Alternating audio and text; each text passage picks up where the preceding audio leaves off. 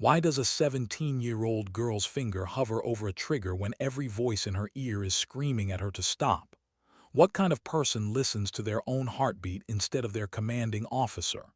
In the desert heat, through a scope that magnifies everything, the target, the distance, the consequences, Ara Vance had a choice to make. And nobody, not the SEAL team waiting to die in that courtyard, not the commanders safe in their air-conditioned bunkers, nobody understood what that choice would cost her. Green light is negative, I repeat negative. Do not engage, you are Winchester on intel. The voice crackled through her earpiece, distorted by static and the rhythmic thrum of a medevac chopper miles away. Through the Leopold Mark V HD scope, the world had shrunk to crosshairs and heat mirage. The man in the doorway was rigging a vest. Suicide bomber, high-value target. And if he stepped through that door, the SEAL team in the courtyard below wouldn't even have time to scream. Command, this is Vulture 21. I have visual on the HVT. He's rigging the vest. If he steps out that door, the team in the courtyard is dust. Her throat was dry, copper tang of adrenaline coating her tongue. The distance read 1,400 meters, impossible range. The wind was reading 12 miles per hour, full value from the left. Even a veteran would hesitate at this shot.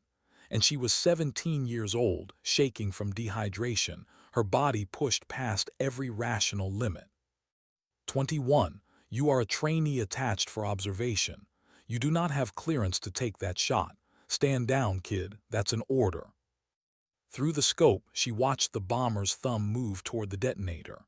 She watched Chief Graves, the man who had laughed in her face 3 days ago, the man who called her a Girl Scout, the man who loaded her pack with extra weight just to watch her fall, unknowingly turn his back to the threat. He had no idea death was 10 feet behind him, no idea that his next breath might be his last. He's opening the door, she murmured, her heart rate forcibly slowed to 40 beats per minute. A technique her father taught her. Control the heart, control the world. Chief Graves is right in the blast radius. Vulture 21. If you pull that trigger and miss, or if you hit a civilian, you will be court-martialed before your boots hit the tarmac. Do you copy? She exhaled, long, slow. The world went silent. Time stretched. In that moment, she wasn't thinking about orders. She wasn't thinking about her career. She was thinking about the 7 men in that courtyard who would never see their families again if she hesitated. Men who mocked her, men who doubted her, men who would die not knowing a teenage girl was the only thing standing between them and oblivion. I copy, she lied.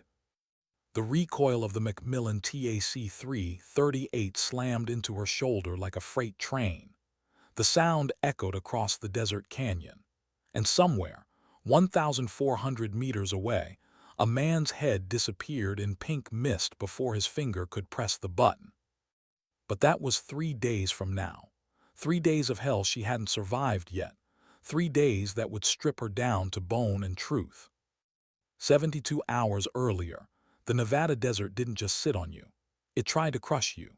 It was a physical weight pressing down on shoulders, lungs, eyelids. Private Ara Vance stepped off the rear ramp of the C-130 Hercules and immediately felt moisture suck from her pores. The tarmac at Creech Air Force Base shimmered in hallucinations of heat waves, distorting the horizon where jagged mountains met bleached sky. She adjusted the straps of her rucksack, 65 pounds. She weighed 112. Move it, hardware. We aren't paid by the hour. A jump master screamed over the whine of engines. Ara kept her head down, eyes fixed on the boots of the man in front of her. She was a ghost in the system, 17 years old, a waiver, a signature on a piece of paper that said her visual cortex processed information 20% faster than the average human, that her resting heart rate sat comfortably at 38. To the brass, she was a fascinating biological experiment. To the platoon of Navy SEALs waiting by the convoy of Humvees, she was a joke. Check it out. Did the Girl Scouts get lost on the way to the cookie drive? Laughter rippled through the group of men. They were giants. Bearded, tanned, arms thick with muscle and tattoos, standing with the casual arrogance of apex predators. They wore multicam pants and t-shirts, gear slung carelessly, radiating a cohesion that took years of blood to forge. Ara walked toward them. She wore standard issue fatigues that looked 2 sizes too big despite being extra small. She stopped 5 feet from the man who had spoken. Master Chief Jonas Breaker Graves. She knew his dossier by heart, 12 deployments, Silver Star, a reputation for eating junior officers for breakfast and spitting out their careers before lunch. He looked down at her, eyes hidden behind Oakley sunglasses, beard flecked with gray dust. "Private Vance reporting for ASIP integration," she said. Her voice was steady, but it sounded thin in the open air. Graves didn't salute, he didn't even nod. He leaned down, invading her personal space, smelling of tobacco and gun oil. "How old are you, Vance?" 17, Master Chief." 17, he repeated, tasting the word like spoiled milk. He looked back at his men. "We got a babysitting detail, boys. Command sent us a high school dropout to test the new long guns. Seriously." Another SEAL, a sniper named Miller, scoffed. "I've got boots older than her. Does she even need to shave?" "I am qualified on the platform, Master Chief," Ara said, her jaw tightening. "I'm here to shoot." Graves laughed, a harsh barking sound. "You're here because some admiral wants to see if the gender integration metrics look good on a PowerPoint slide." He pointed to the lead vehicle. "You see that truck? That's the extraction point, but we aren't driving. We're rucking to the range, 20 clicks, rough terrain, 115 degrees. He paused, waiting for her to break, waiting for the fear. "If you fall out," Graves said softly, dangerously, "you don't get a ride. You get a flight home and a dishonorable discharge for wasting my time. Do you understand?" Ara looked at the distant mountains. The heat was already making her head thrum, but her heart rate remained steady. Thump, thump, thump. "I understand, Master Chief." "Good." Graves turned his back on her, dismissing her existence. "Miller, give her the extra ammo cans. If she wants to be a shooter, she carries the lead." Miller grinned and hoisted 2 heavy green metal boxes, slamming them onto the tarmac in front of her. 30 more pounds. It was hazing, pure and simple, designed to break her spine before she even took a step. Ara didn't complain. She didn't look for help. She knelt, securing the cans to her external frame with grim precision. When she stood, her knees buckled slightly. A microscopic tremor, she locked down instantly. She adjusted her center of gravity, forcing her spine to accept the crushing burden. She looked up. Graves was watching her from the rearview mirror of the truck, expression unreadable. "Let's move," she whispered to herself. The desert waited. It didn't care about her age, her gender, the jeers of the men. It only cared if she could survive, and Ara Vance had no intention of dying today. The pace was not a walk. It was punishment. 20 kilometers through broken terrain at 4 miles per hour. A forced march standard for men twice her size. Ara focused on the heels of the operator 10 meters ahead. The dust kicked up by his boots coated her tongue, a gritty reminder of her position at the rear of the column. The straps of the Alice pack dug into her clavicles, cutting off circulation to her arms. The 2 extra ammo cans Miller forced on her threw off her center of gravity, pulling her shoulders forward, forcing her lower back to compensate. Every step sent shockwaves of pain up her shins. "Check your intervals. Vance, close the gap, you're drifting." "Copy," she wheezed, chest heaving against the ballistic plate carrier. She forced her legs to cycle faster. The heat was a tangible enemy now. It radiated off canyon walls, turning the air into a convection oven. She sucked on the bite valve of her hydration bladder. The water was hot, tasting of warm plastic and chlorine. It did nothing to cool the fire in her core. 8 kilometers in, her quadriceps felt like wet cement. The SEALs moved with efficient loping gaits, bodies conditioned by years of hell weeks and combat deployments. They made it look easy. For Ara, every yard was a negotiation with gravity. Pain is information, her father's voice echoed in her head. It tells you you're still alive. It tells you where the limits are so you can break them. She stumbled on loose shale. Her knee buckled, scraping against jagged rock. The weight of the pack threatened to topple her completely. She slammed her hand down, catching herself, gasping as impact jarred her wrist. A shadow fell over her. Miller. The sniper had doubled back from his position. He loomed over her, not even breathing hard. "Heavy, isn't it, sweetheart?" Miller asked. He didn't offer a hand. "You know there's no shame in falling out. This isn't your world." Ara pushed herself up. Blood trickled from her scraped knee, mixing with dust. She looked Miller in the eye. "I'm not falling out."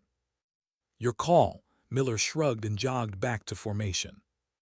What he didn't see, what none of them saw, was that Ara had been training for this moment since she was 12. Her father, a Marine Scout sniper, had taken her to the mountains every weekend, made her carry stones in her pack, taught her to embrace discomfort, to make pain her companion, not her enemy. He died 2 years ago, IED in Helmand Province. This march, this suffering, this moment, it was all she had left of him. She would not dishonor his memory by quitting. 15 kilometers. The sun was directly overhead now, a merciless white disk that burned shadows into the ground. Ara's vision began to tunnel. Dark spots danced at the edges. Dehydration, heat exhaustion. Her body was shutting down non-essential systems to preserve the core. She knew the signs. She had studied them. Knowing didn't make them less terrifying. "Vance, pick up the pace."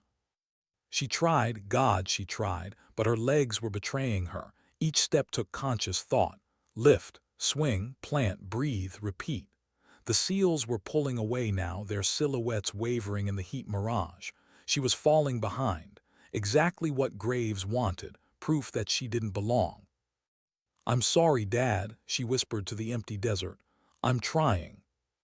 Then she heard it, a sound that didn't belong, rhythmic, mechanical. She looked up, squinting through sweat-blurred vision. The lead Humvee. It had stopped. The column had halted. Why? They were still 3 kilometers from the range. Protocol said they didn't stop unless. The first gunshot cracked across the canyon. Ara dropped instinctively, pack slamming her into the dirt. More shots. Automatic fire. The sharp pop-pop-pop of AK-47s.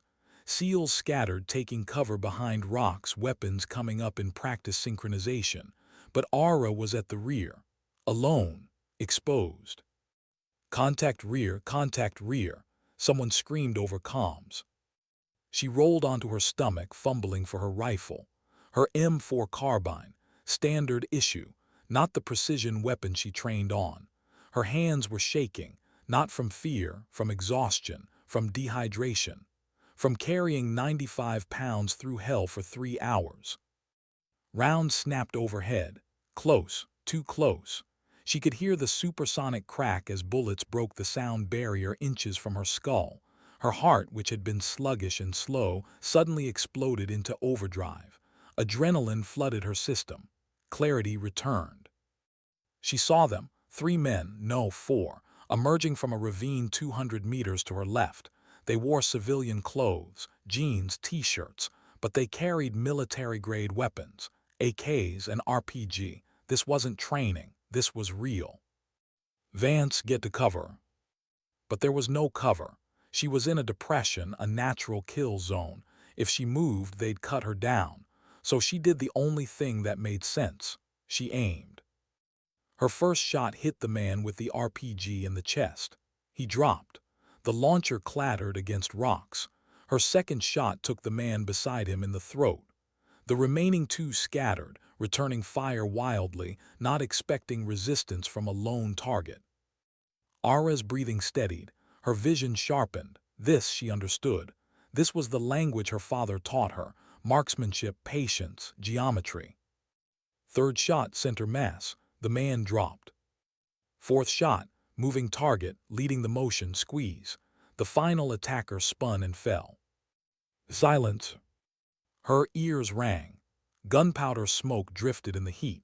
She lowered her rifle, hands still rock steady despite everything, despite the exhaustion, despite the fear, despite being 17 years old and having just killed 4 men. Graves appeared beside her. He didn't speak. He looked at the bodies, then at her, then at the bodies again. "Nice shooting," he said quietly, and for the first time since she arrived there was no mockery in his voice, just cold professional assessment. "Mount up, we're moving." Ara stood. Her legs were shaking now, not from fatigue, from the realization of what she'd just done, but she swallowed it down, locked it away. There would be time for that later, time to process, time to feel. Right now, she just needed to survive the next 3 hours. The shooting range materialized from the heat shimmer like a desert mirage made real. Concrete berms. Bullet-scarred targets stand stretching to 1,000 meters. A small cluster of prefab buildings squatting in the shade of a camouflage net. Ara dropped her pack with the others and nearly collapsed. Her legs buckled. She caught herself on a concrete barrier, breathing hard, tasting copper and dust. The SEALs were already stripping down gear, checking weapons, moving with the casual efficiency of men who'd done this 1,000 times. Nobody looked at her. Nobody acknowledged what happened on the march. The ambush, if that's what it was, had been reported up the chain, investigated, dismissed as cartel scouts who wandered into the wrong grid square. Nothing official, nothing that mattered. But Ara saw the way Graves looked at her now. Different, not friendly, not warm, but no longer dismissive. She'd proven something, not that she belonged, but that she could pull a trigger when it mattered. "Hydrate," Miller said, tossing her a bottle of water. "You look like hell." She caught it one-handed, cracked the seal, and drank. The water was cold, blessed cold. It hit her stomach like ice, shocking her system. She forced herself to drink slowly. Too much too fast would just make her vomit. "Thanks," she managed. Miller nodded and walked away, still not friendly, but not hostile either. Progress. "Listen up," Graves's voice cut through the sound of weapons being prepped. "We're running the long-range qualification. Standard ASIP protocol, 6 targets, distances from 600 to 1,000 meters, wind variable. You get 1 minute to read conditions and set your dope. Then you shoot. Clean kills only. No wounding shots. You miss, you're done." He looked directly at Ara. "Vance, you're up first." Of course she was. They wanted to watch her fail, wanted to see the girl who got lucky on the march choke under controlled conditions. She walked to the firing line. The Macmillan TAC-338 was already set up, bipod deployed, massive scope gleaming in the sun. It was beautiful, sleek, deadly, a weapon that cost more than her entire year's salary. She dropped into position behind it, settling her cheek against the stock. The world narrowed. Everything outside the scope ceased to exist, just her, the rifle, and the targets. "Range is hot," Graves said. 600 meters, wind is your problem. 1 minute starts now." Ara didn't rush. She watched the mirage. The way heat waves danced between her and the target. She looked at the flag on the berm, barely moving. 2 miles per hour, maybe 3. She checked the vegetation at the midpoint, swaying left to right. Half-value wind. She adjusted the turret. 3 clicks right, 1 click up. She exhaled, squeezed. The rifle barked. The target, a silhouette of a man, shuddered. Center mass. "Hit," Graves confirmed, binoculars to his eyes. 800 meters. Now the wind mattered. She watched, calculated, adjusted, fired. Another hit. 1,000 meters. This was where amateurs fell apart, where variables stacked: wind, distance, elevation, temperature, even the rotation of the earth mattered at this range. She took her time, felt the breeze on her cheek, watched a tumbleweed drift across the valley floor. The wind was picking up. 5 miles per hour, gusting to 8, unpredictable. She waited. Patience was the sniper's greatest weapon. She waited for the lull, that moment between gusts when the world held its breath. There, she fired. The bullet took 2 full seconds to reach the target. 2 seconds where doubt could creep in, where second-guessing could poison confidence. She didn't doubt, she knew. Hit, Graves said. His voice was flat, emotionless. But she heard something underneath, surprise. She completed all 6 targets, all 6 hits, perfect score. She stood stepping away from the rifle. The SEALs were silent, not cheering, not congratulating, but watching her differently now. Like maybe, just maybe, she wasn't a complete waste of their time. Miller, Graves said, "You're up." Miller was good, really good. He'd been doing this for 15 years. He hit 5 out of 6, missed the 1,000-meter shot by 3 inches. Wind call error. He stood, shook his head, and walked off the line without a word. One by one, the SEALs rotated through. Some hit 4 targets, some 5. None hit 6. And with each shot they missed, Ara felt the weight of their stares growing heavier. She wasn't supposed to be better than them, wasn't supposed to show them up. She was supposed to be the diversity checkbox, the PR move, the girl who tried hard and washed out gracefully. But she wasn't washing out, and that, she realized, was about to become a problem. Night in the Nevada desert is a strange thing. The heat doesn't leave. It just hides, waiting in the rocks and sand to ambush you at dawn. Ara sat outside the barracks, back against the prefab wall, staring at stars so bright they looked fake, like someone had punched holes in black paper and shone a flashlight through. She couldn't sleep. Every time she closed her eyes, she saw the 4 men from the march, saw them falling, saw the way the third one spun before he hit the ground. She'd killed before in training simulations, digital targets, paper silhouettes, but this was different. This was blood and bone, and the knowledge that 4 families somewhere would never see their sons or brothers or fathers again because of her. "You did what you had to do." Graves's voice came from the darkness. She hadn't heard him approach. He moved like smoke when he wanted to. "I know," she said quietly. "But knowing doesn't make it easier." He sat down beside her, grunting slightly. His knee was bothering him, old injury from Fallujah. She'd read about it in his file. They sat in silence for a while, 2 people who'd killed, who understood the weight. "Why are you here, Vance?" Graves asked finally. "Real answer, not the patriotic bullshit they put in your packet." Ara thought about lying, about giving him the answer he wanted, but something in his voice told her he'd know. "My father," she said. "He was a Marine, scout sniper. He died in Helmand 2 years ago." "And you think this makes you closer to him?" "I think this makes me understand him." She looked at Graves. "He never talked about what he did, what he saw, but I know he carried it. I could see it in his eyes sometimes. And I thought if I walked the same path, maybe I'd understand why he couldn't let it go." Graves nodded slowly. "You will," he said. "Understand, I mean, but you won't like what you find." "I don't need to like it, I just need to know it." "That's a dangerous philosophy, kid." "I'm a dangerous person, Master Chief." Graves laughed, a real laugh this time, not mocking. "Yeah, you are." He stood, knees popping. "Get some sleep. Tomorrow we do close quarters, live fire. It's going to make today look like summer camp." He walked away, disappearing into the darkness. Ara stayed outside for another hour, watching the stars, thinking about fathers and daughters, and the things we inherit that we never asked for. The next morning started with explosions, flashbangs, smoke grenades. The close quarters battle course was designed to simulate urban warfare, tight hallways, multiple rooms, targets that could be hostile or civilian. You had 3 seconds to decide, shoot or don't shoot, right or wrong, life or death. "This is where people die," Graves said, addressing the group. "Not because they can't shoot, but because they hesitate, or they don't hesitate when they should. CQB is about instinct, about reading a situation faster than your brain can process it. Some of you have done this 100 times in Ramadi, Fallujah, Mosul. And some of you," he looked at Ara, "are about to do it for the first time." They ran the course in pairs.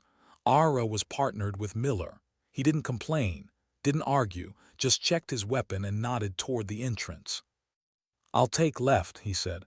"You take right. We clear each room together. Don't shoot me. I won't shoot you. Clear." "Clear." The door blew open.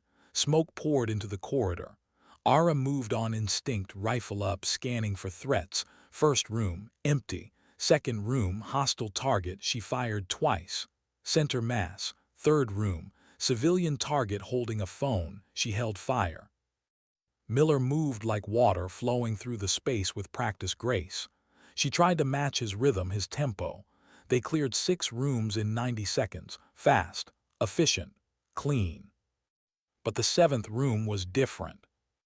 She entered sweeping right, saw the target, man with a weapon, she fired, the paper target shredded, but then she saw it. Another figure, behind the first, small, child-sized. In her rush, in her tunnel vision, she'd almost. "Hold," Graves's voice boomed. "Cease fire." Ara lowered her weapon, hands shaking. She'd stopped in time. Barely. But the knowledge of how close she came made her stomach turn. Graves walked into the room, looked at the targets, then at her. "In real life," he said quietly, "that hesitation gets you killed, or it saves a life. You have to decide which matters more, the mission or the morality." "Both," Ara said, "both matter." "Good answer." Graves smiled grimly. "Wrong answer, but good. Now run it again." They ran the course 6 more times.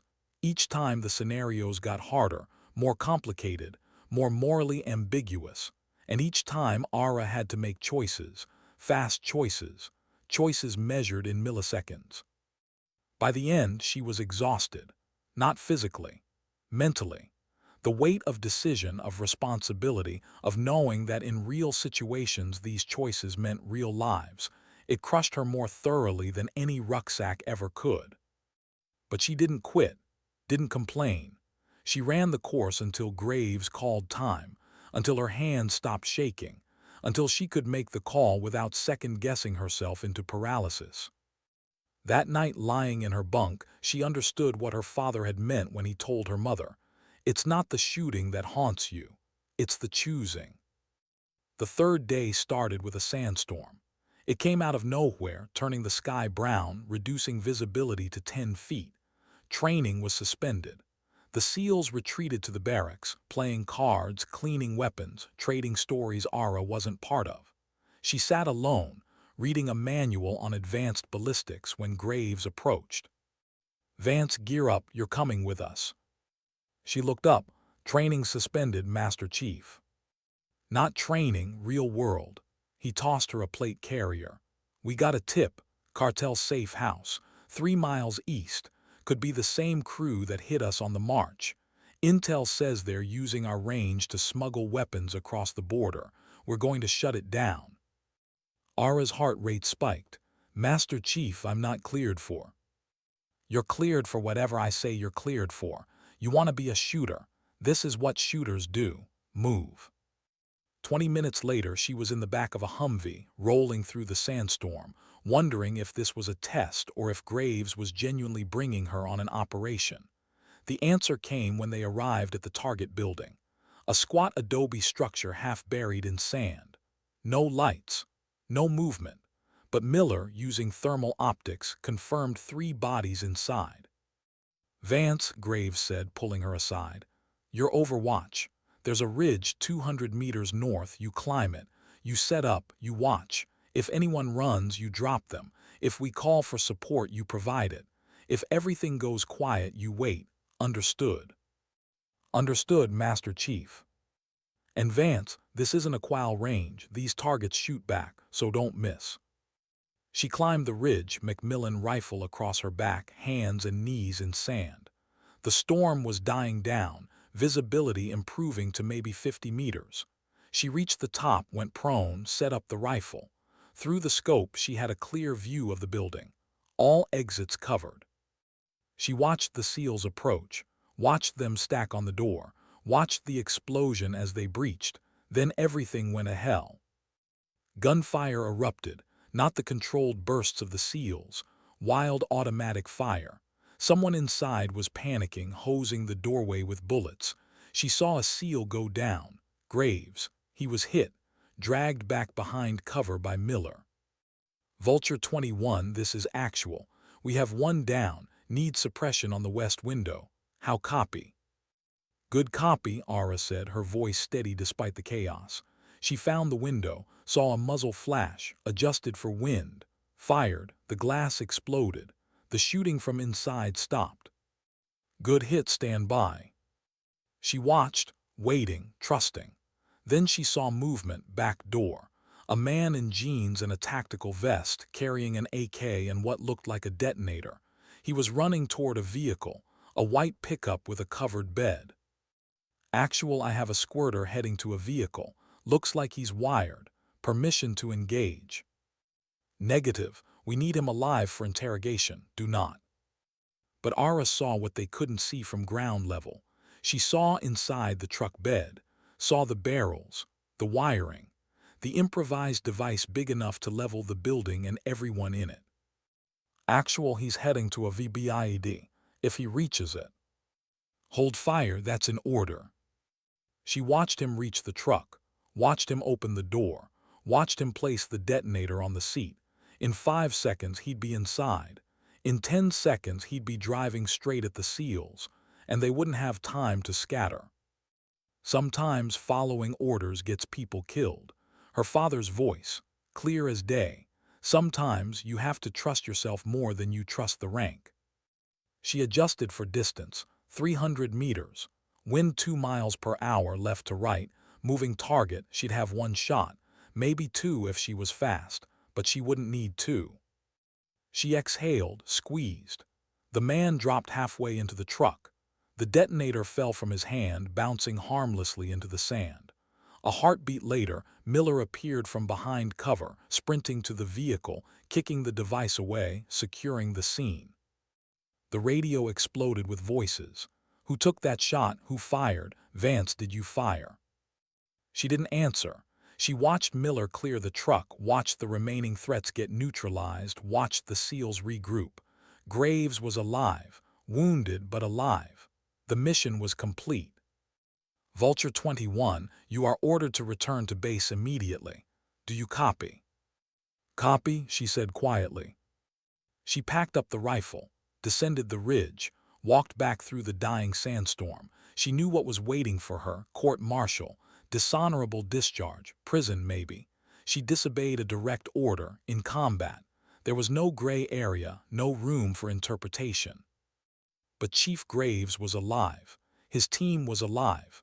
And that mattered more than her career, more than her freedom, more than anything. Her father would have understood, and that, she decided, was enough.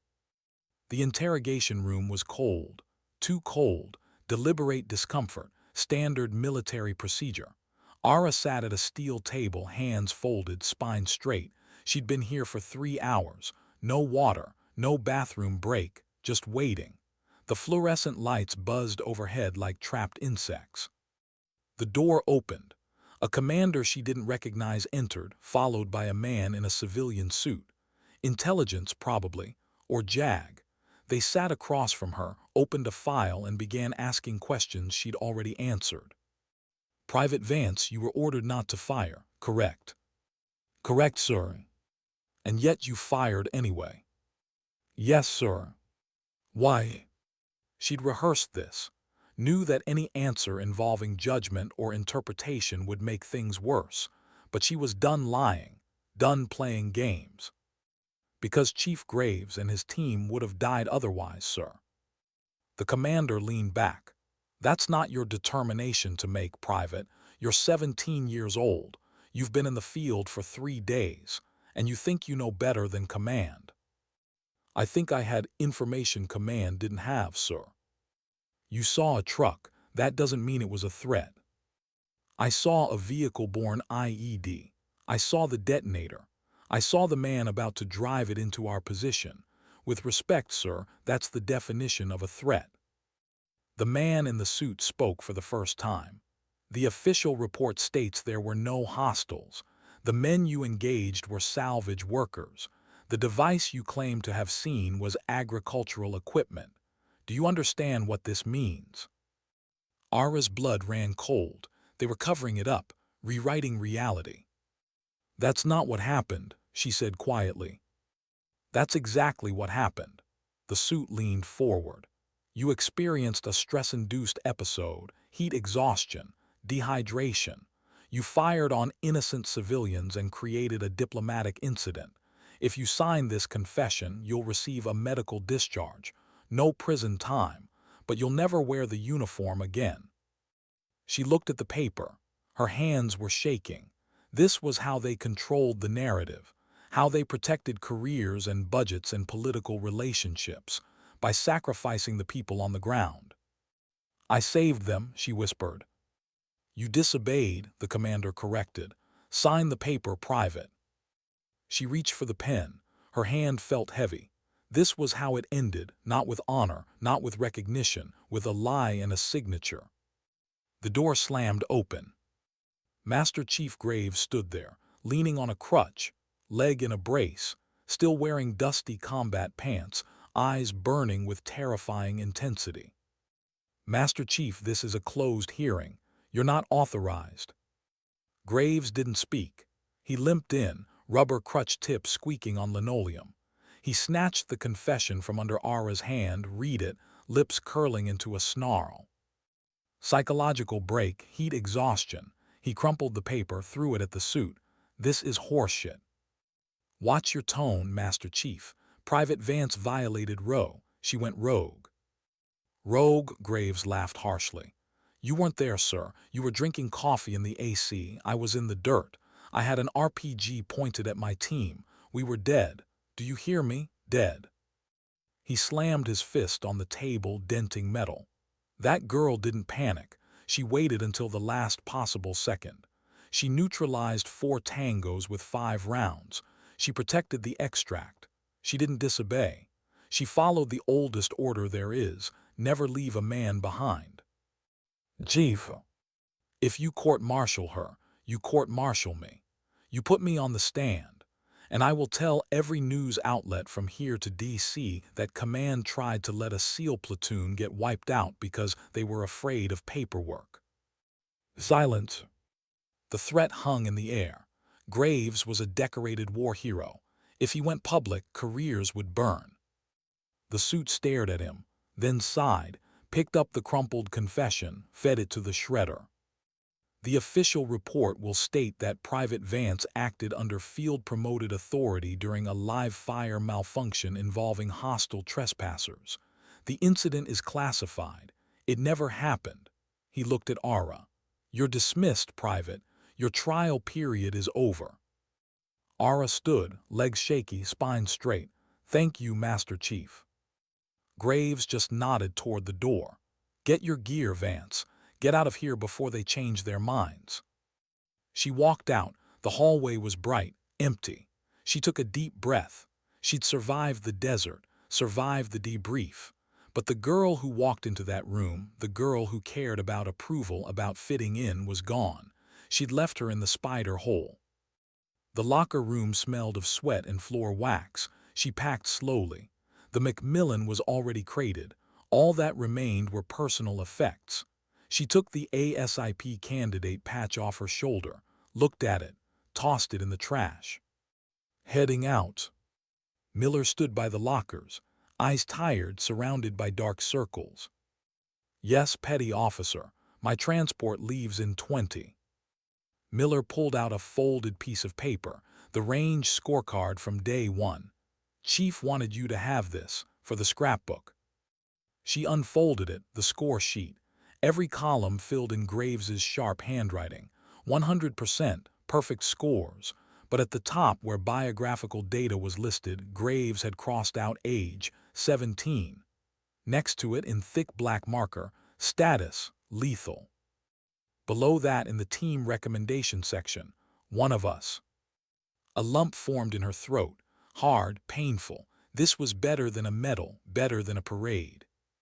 Tell him thanks for the wind call." Miller grinned, genuine this time. "I'll tell him. Keep your head on a swivel out there, kid." "You too, Miller." She walked out into the Nevada sun. The heat hit instantly, familiar, aggressive. The C-130 waited on the tarmac, engines churning. Ara adjusted her sunglasses, checked her watch, didn't look back at the base, didn't look back at the mountains where she'd killed men and saved lives. She walked toward the plain, shadows stretching long and thin against concrete. She was 17 years old, and she knew with absolute certainty that she would carry this desert with her forever. The heat, the blood, the choices, the weight of knowing that sometimes doing the right thing means disobeying everything you were taught. Her father once told her, courage isn't the absence of fear, it's acting despite it. She understood now. Courage was standing alone when everyone told you to sit down. Courage was trusting yourself when rank and experience said you were wrong. Courage was carrying the weight of life and death decisions and not breaking under the burden. She boarded the plane, strapped in, closed her eyes as the engines roared and the wheels left the ground. And somewhere in that space between earth and sky, she made peace with what she'd become. Sometimes dignity doesn't speak, it simply acts. Sometimes respect isn't given, it's earned in sand and blood and silence. Sometimes the hardest battles aren't fought with rifles, they're fought with choices. And the strongest warriors aren't the ones who never doubt. They're the ones who doubt and still pull the trigger when it matters. Ara Vance was 17 years old, and she was lethal, not because she could shoot, but because when the moment came, when lives hung in the balance, she had the courage to stand alone and do what needed to be done. The desert had tested her, the seals had tested her, command had tested her, and she'd passed every test the only way that mattered, by staying true to the oath she swore, to protect those who couldn't protect themselves, even when it cost her everything. Especially then.